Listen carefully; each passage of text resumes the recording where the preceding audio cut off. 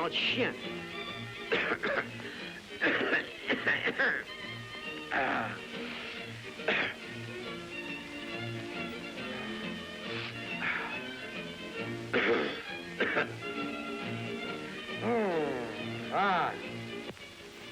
Eh bien, qu'est-ce que tu as pris? Ce que j'ai pris? Eh bien, j'ai pris... Je crois que j'ai pris... un gros rhume. Naturellement. Eh bien maintenant, tu vas me faire le plaisir de prendre un comprimé d'aspirine, usine du Rhône. Esta publicidad de los años 50 subraya el carácter universal de un medicamento hecho producto casi fetiche. La pastilla de aspirina lo cura todo, del catarro a la resaca, el dolor de muelas y hasta el malestar. La aspirina sigue siendo hoy la medicina más usada en el mundo. Si bien recuerdo, creo que se utilizan más de 40.000 toneladas por año.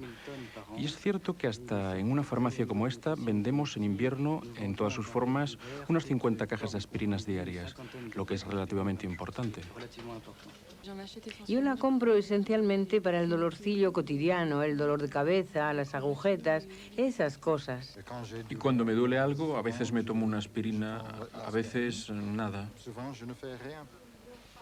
La mayoría de las veces que me tomo una es después de un jolgorio contra la jaqueca y digamos, la resaca. La aspirina es como una medicina que te cura casi todo. Es como una droga milagrosa. De hecho, yo creo que hay ahora muy pocos clientes que se acuerdan que la aspirina sale de las plantas. Las plantas de las que sale la aspirina son el sauce y la reina de los prados. Pero desgraciadamente para la gente, ahora, la aspirina es como una molécula completamente química. Yo sé que la aspirina es ácido acetil salicílico o algo así, pero no sé ni el origen, ni la fabricación, ni el inventor. Para mí, eso viene de la farmacia. Antes de entrar en farmacia, la aspirina nació del sauce. Crece con los pies en el agua y lo soporta bien, decían los antiguos, quienes al observarla tuvieron la idea de utilizar su corteza protectora para luchar contra las enfermedades debidas a los pies mojados, fiebres y reumatismos. En el siglo XVI es cuando se formalizará la llamada teoría de las firmas, según la cual hay correspondencia entre las diferentes partes del cuerpo humano y el universo. Para los cesteros, la calidad esencial es su flexibilidad, otra firma que lo designaba como salvador de los reumáticos entumecidos. Que se les talle como sauces desmochados, que producen las ramas de mimbre, o llorones, como el sauce de Babilonia, bajo el cual Israel lloraba Jerusalén, desde siempre han inspirado a los poetas, a los pintores y sobre todo a los impresionistas. El sauce llorón que pintó Monet en Giverny, un siglo después, sigue estando allí.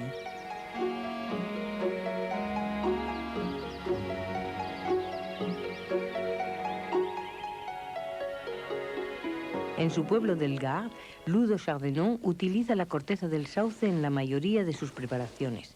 La teoría de las firmas se encarna hoy todavía en este hombre que no quiere en absoluto pasar por un curandero. Yo no curo, son mis plantas y solo recojo plantas y ya está.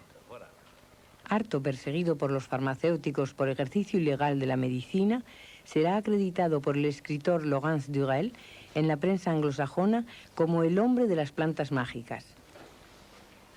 La naturaleza da al hombre el alimento y las plantas para cuidarse, con tal de que sepa conocerlas, cogerlas y recogerlas. Yo entonces andaba por los 4 años, salía por los campos con mi abuela, pero no era el único que iba. No crean que era el único del pueblo. Cuanto más niños éramos, más íbamos al campo. Por ejemplo, cuando la maestra el miércoles nos preguntaba si el jueves queríamos ir al campo, todos queríamos ir, porque íbamos a merendar en la hierba. Hacíamos ramos de flores para la escuela, cogíamos plantas para hacer un herbario, porque cuando yo era crío, a las personas, a los maestros o maestras, les interesaban las plantas. Y entonces, a nosotros también. Pero ahora nadie se preocupa, o casi nadie, porque desde 1941, cuando Pétain suprimió el diploma de herborista, pronto ya no quedará ni uno en Francia. Escasas son hoy las personas que conocen aún los secretos de las plantas. Se enseña en las facultades de farmacia una asignatura, la farmacognosia, que sustituye hoy el saber empírico. A Margarita Chartré le viene de su abuela el arte de las plantas medicinales. Yo hacía una tisana cuando hacía mucho frío en invierno, al volver de la escuela, con un poco de tila, un poco de manzanilla, violeta, primavera y la reina de los prados. Se hacía una buena tisana y se pensaba que los reumas se irían. La primera receta que se conoce se hizo en Mesopotamia, en el tercer milenio antes de Cristo. Reproducida aquí en una tablilla de arcilla, prescribía ya las medicaciones a base de sauce para curar los dolores de cabeza. En la antigüedad griega, el sauce se utilizaba bajo múltiples formas, conociéndose ya gran cantidad de sus virtudes terapéuticas.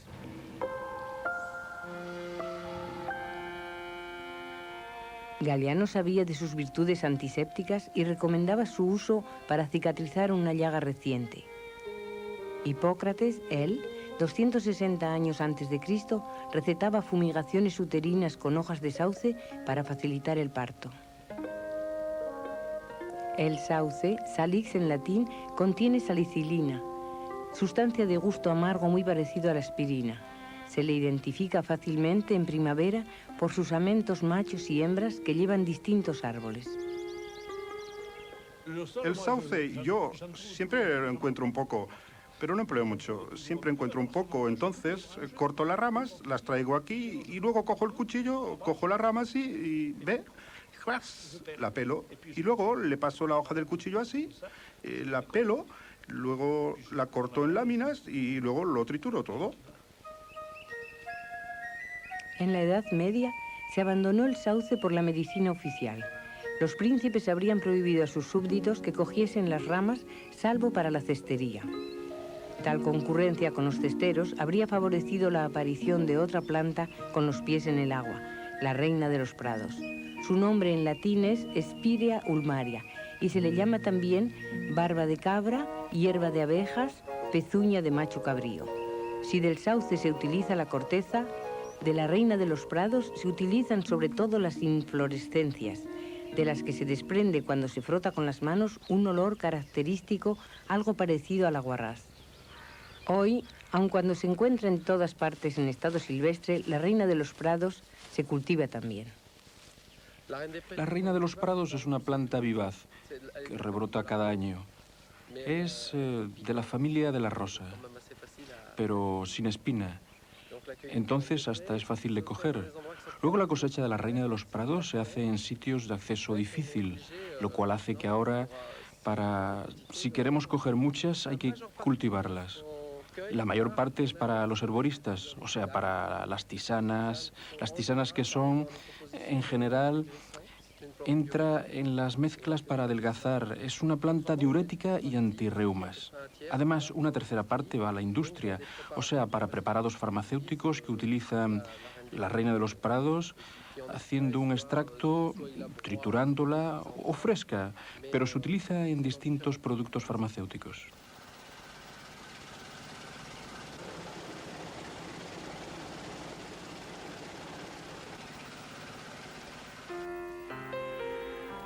En el siglo XVIII estaban demostradas ya las cualidades febrífugas del sauce. Un siglo más tarde, la reina de los prados debe su aparición en terapéutica al párroco de Tremilly, en Alto Marne, el cura Nicolás Teodoro Aubriot. Él reconoció sus virtudes sudoríficas. Gracias al desarrollo de la química de extracción y de síntesis, se aislarán y se identificarán los principios activos responsables de las virtudes del sauce y de la reina de los prados.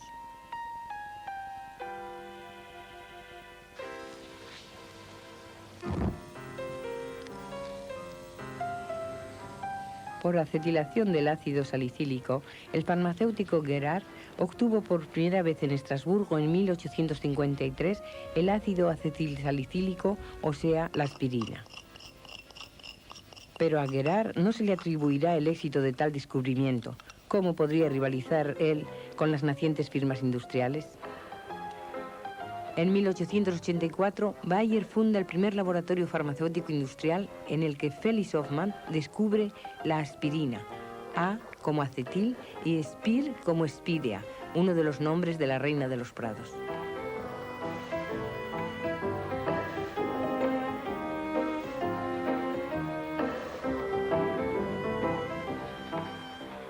En 1897, en la fábrica del Berfeld, encuentra la manera de producir el ácido acetilsalicílico a escala industrial. Un modelo económico nuevo se pone en marcha, la producción continua y una organización comercial que dará la distribución en masa. En 1899, Bayer lanza al mercado la nueva medicina.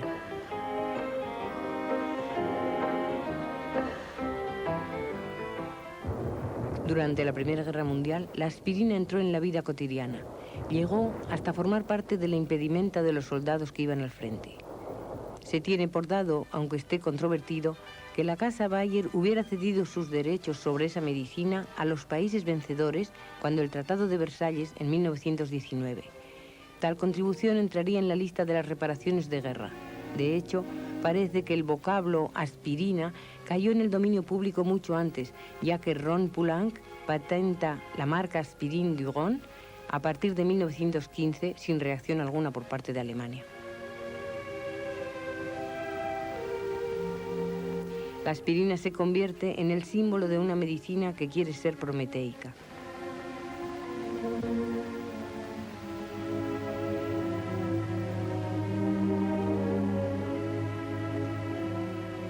En 1936, el cineasta alemán Walter Ruttmann, influenciado primero por los soviéticos, luego incorporado al Tercer Reich, hace una película de encargo que ensalza la firma que fabrica tal medicina en el estilo expresionista y enfático que caracteriza al cine nazi.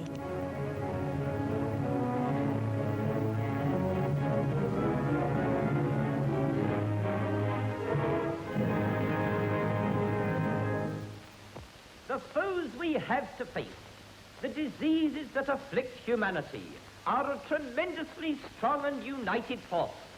And only by opposing them as a body of workers, no less resolute and united, shall we succeed in our task.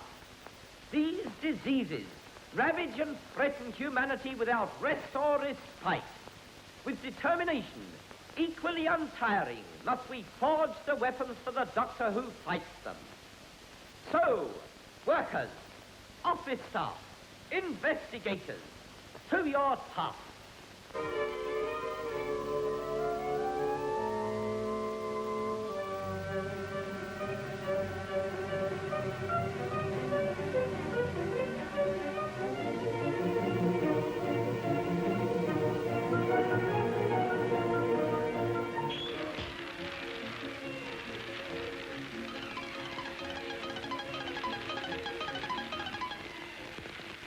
Ayudándose con la publicidad, la aspirina se hace un producto de gran consumo.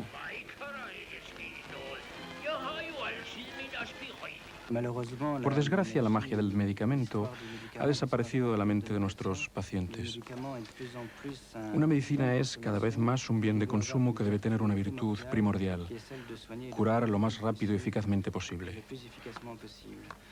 Yo creo que la noción de droga, la noción de riesgo está desapareciendo de la mente de nuestros pacientes y es una pena. Yo creo que la ruptura se sitúa principalmente, y a mi punto de vista, al nivel de la publicidad, que la ha desmistificado completamente y que ha minorado en la mente de la gente la importancia de la droga.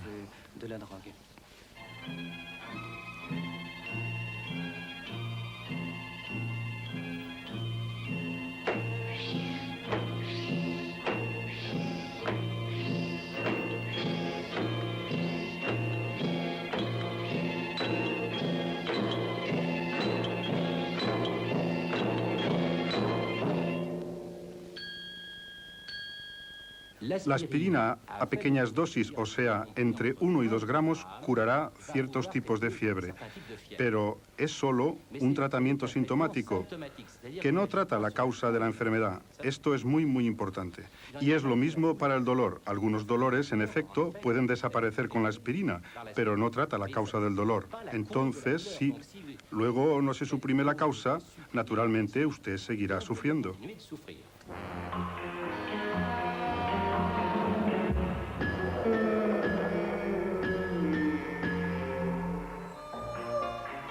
Aunque no pueda justificarse científicamente, la aspirina y el dolor de cabeza son inseparables.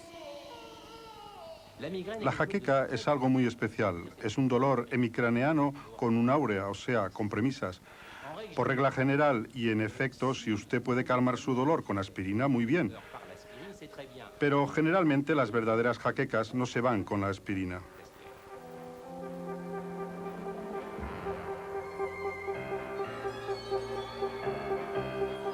La publicidad farmacéutica insiste igualmente sobre la eficacia de la aspirina en la lucha contra ciertos tipos de fiebres, en las manifestaciones de la gripe y en los reumas.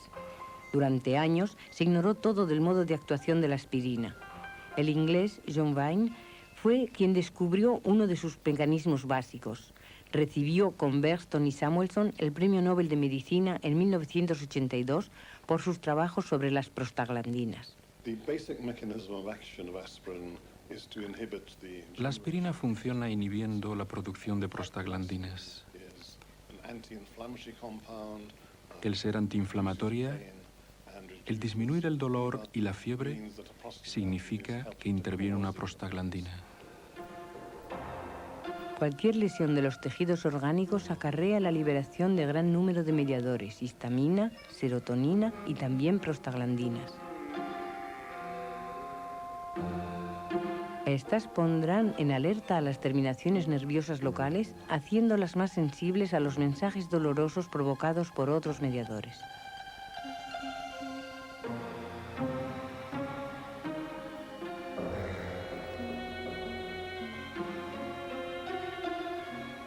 Al inhibir la liberación de prostaglandinas, con la aspirina será posible actuar sobre la fiebre y sobre el dolor.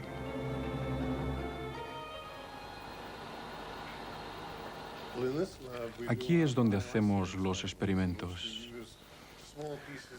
Utilizamos trocitos de tejidos extraídos del intestino o de las arterias de distintos animales. Los conservamos vivos echándoles una solución salada en los bordes de los tejidos. Los medimos y los apuntamos en este cuadro. Y si se les da prostaglandinas en pequeñísimas cantidades, se contraerán, y eso de manera específica, característica de las prostaglandinas. Y con este tipo de experimentación pusimos en evidencia la inhibición de las prostaglandinas con la aspirina en 1971. Tal descubrimiento nos permitió ver claro en los efectos indeseables de la aspirina. Las medicinas a base de aspirina tienen en común efectos secundarios. Por ejemplo, la irritación del estómago, de los riñones y hasta alargar el parto.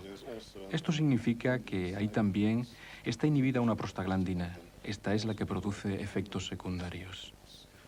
Yo creo que el primer efecto secundario, y esto vale para todos los medicamentos antiinflamatorios, es su repercusión en el tubo digestivo. O sea que la aspirina, como todos los antiinflamatorios no esteroidianos, puede producir trastornos digestivos graves, susceptibles de llegar a la úlcera y a la perforación de la úlcera. Interviene también en los problemas de coagulación, causando hasta hemorragias graves, sea hemorragias altas, lo que llamamos hematemesis, se escupe y se vomita sangre, sea lo que se llama una melena, es decir, sangre en las heces. Fuera de los problemas digestivos y del problema de coagulación, hay que saber que la aspirina puede causar otros trastornos y en particular que la aspirina puede producir alergias y un 2% de la población es alérgica, luego sensible a la aspirina, lo cual puede manifestarse con problemas pulmonares, asma, por ejemplo.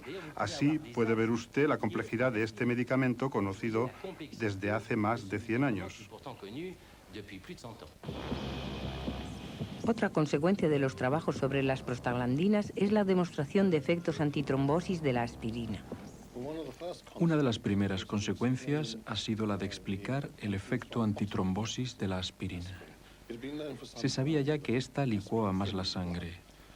Ahora hemos descubierto que la tromboxana es igualmente una prostaglandina que fabrica las plaquetas sanguíneas. Esta hace que las plaquetas se coagulen, provocando así la trombosis.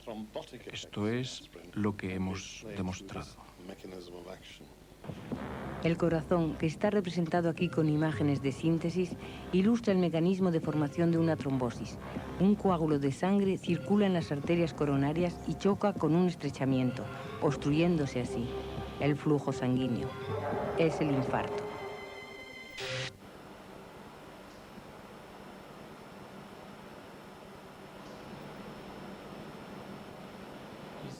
Parece que la sangre circule muy bien en la carótida derecha. La ecografía Doppler permite con ultrasonidos visualizar las arterias y ver la velocidad de la sangre. Podemos así localizar los estrechamientos arteriales u otras anomalías. Ese ligero parálisis que ha tenido a nivel de la mano izquierda y que duró algunos días viene de un coágulo que fue a parar a una arteria pequeñita del cerebro. Esta zona ha estado mal regada y esto ha provocado un pequeño infarto cerebral que aparece aquí en el escáner como una zona oscura. ¿Ve? Y probablemente el coágulo responsable salió del estrechamiento que vemos aquí. Sabemos que pueden formarse coágulos y sabemos también que ese riesgo es mínimo. De todas maneras, se va a proponer un tratamiento para impedir que se formen otros coágulos. El tratamiento es muy sencillo. Por un lado, el tratamiento de la hipertensión, que usted ya conoce, y por otro, un medicamento para impedir precisamente la formación de otros coágulos. Y esa es la aspirina. A menudo se da la aspirina para los dolores de cabeza.